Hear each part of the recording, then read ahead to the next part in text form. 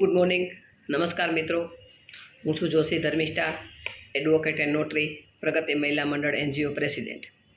વાત થઈ રહી છે ગઈકાલનો જે બનાવ છે કે રેપનો બનાવ છે, અને જે વારંવાર એને ઉપર ત્રાસ ગુજારવામાં આવતો હતો અને તેના સાવકા બાપે તેના ઉપર નજર બગાડી અને એનું અસંખ્ય વાર એનું શારીરિક શોષણ કરેલું છે.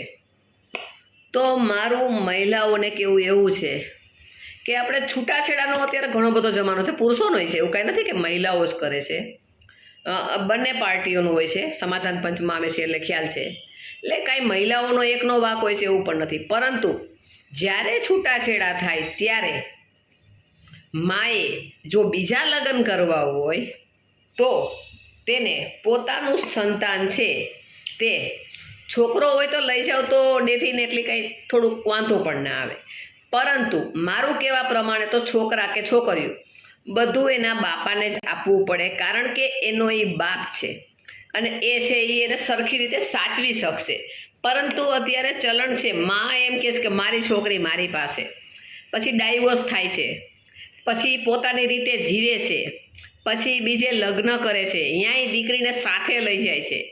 પછી એ જે બાપ છે એ ક્યારેય બાપ થતો નથી ને નથી. એ કાકો છે એ કાકો થતો જ નથી, કારણ કે એના ઉપર એની નજર હોય છે. આવા મેં અસંખ્ય દાખલા જોયા છે. તો મહિલાઓએ પોતે પોતાની છોકરીનું જો હિત વિચારતી હોય તો એ જે છોકરી છે તે તેના બાપ પાસે રહેશે તો બહુ સારું રહેશે. હા, તમારે જો લગ્ન જ ન કરવા હોય તો તમે બેતર છે કે તમે એ છોકરી તમારી સાથે રાખો. પરંતુ જો લગ્ન કરવા છે તો એ ઘણી મુશ્કેલીવાળું કામ છે. જે આજનું જ બનાવ જોઈ લ્યો, કાલનું ચેનલમાં છે, આજના પેપરમાં છે કે સાવકા બાપે, આવા તો અસંખ્ય, મેં વચમાં અમરેલી ગુનો દાખલ કરાવેલો તો સાવકો બાપ છે એ જે એની દીકરી છે આગલા ઘરની તેનું શોષણ કરે છે, શારીરિક શોષણ કરે છે.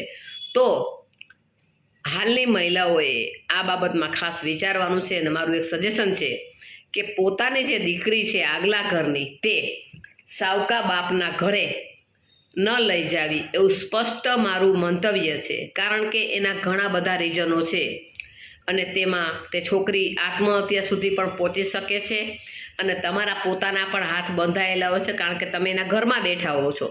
એટલે તમે જો ગુનો દાખલ કરો તો તમારું બીજી વાર ઘર ભાંગી જાય. એટલે તમે એ ન કરી શકો અને તમારી છોકરીનું શોષણ થાય છે તમને ખબર પડે ત્યારે તમે એક ધવાધવી બાજો છો અને પછી નથિંગની જેમ જીવવા માંડો છો, સામાન્ય બાઈની જેમ. તો એ ઘણું બધું દુઃખદ બનાવ છે. એટલે મહિલાઓને ખાસ મારી એક રજૂઆત છે કે જ્યારે બીજી વાર લગ્ન કરીએ ત્યારે આગલા ઘરની દીકરી છે તે આપણે સાથે ન લઈ જાવી અને એના જે રેગ્યુલર બાપ છે જેનો પોતાનો, એને જે છોકરી સોંપવી જોઈએ કે જેની ફઈ હોય, જેના કાકા હોય, જેની કાકી હોય, જેની દાદી હોય, કે જે પોતે તેનું ધ્યાન રાખી શકે અને એ છોકરીને કાંઈ પણ એનો બનાવ ન બની શકે તેના માટે ખાસ. અને બીજું કે હાલમાં જે છોકરાઓ છે તેને પણ ઘણા બધા સાવકા બાપો કે સાવકીમાં હેરાન કરતી હોય છે.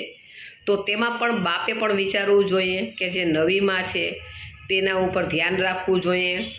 અને બની શકે તો જ્યારે સાવકા છોકરાઓ જ્યારે ઘરમાં હોય ત્યારે એક કેમેરો પણ રાખવો જોઈએ, કારણ કે ઘણીવાર રવેશમાંથી કે કોઈ સંડાસમાં એને પૂરી દેવામાં આવે છે અને એને મારી નાખવામાં આવે છે. આવા ઘણા અસંખ્ય બનાવો છે, રવેશમાંથી પડી ગયો છે એવું બતાવે છે. તો જ્યારે આવા પ્રશ્નો બનતા હોય ત્યારે કેમેરો પણ ઘરમાં રાખવો જોઈએ, જેથી કરીને કોઈ ક્રાઇમ અટકી શકે ને બાળકો ઉપર ક્રાઇમ અટકી શકે. સાવકા માવ કે સાવકી બાપ હોય છે તે આવા ક્રાઇમ તરફ આગળ વધતા હોય છે. તો જ્યારે આવા સંતાનો હોય ત્યારે મા બાપે કેમેરા રાખવા અને એ કેમેરા છે એ પોતાના મોબાઈલમાં જોઈ શકે તેવું ખાસ રાખવું. તેમજ જ્યારે સાવકો મા અને સાવકા બાપ હોય ત્યારે તમારે જે તે પોલીસ સ્ટેશને પણ જાણ કરવી જોઈએ કે મેં બીજા લગ્ન કરેલા છે, આ મારી આગલા ઘરની છોકરી છે કે આગલા ઘરનો છોકરો છે, કે જેથી કરીને ખ્યાલ પડે કે કાંઈ ક્રાઇમ થાય તો તે ક્રાઇમમાં તરત પોલીસ પહોંચી વળે. એટલે ઘણું બધું આ વિશે વિચારવા જેવું છે. તો આ બાબતમાં મા બાપ વિચારે અને છોકરાઓનું ખાસ ખ્યાલ રાખે. મહિલા અને બાળના સદસ્ય ધર્મિષ્ઠાબેન જોશી, અને આ બાબતમાં હું બાળકો માટે હું ખાસ તમને એક રજૂઆત કરું છું કે બાળકોનું ખાસ તમે ધ્યાન રાખો. બાળકો છે તો એનું ભવિષ્ય છે, એને ભણવાનું છે, એને આગળ વધવાનું છે. તમે પોતે જે કરો છો એ ભલે તમારી કોઈ પર્સનલી ભૂલ હોય કે સામેવાળાની ભૂલ હોય, પણ એના હિસાબે બાળકો જે ભોગ બને છે એનાથી અટકાવવા જોઈએ. અસ્તુ.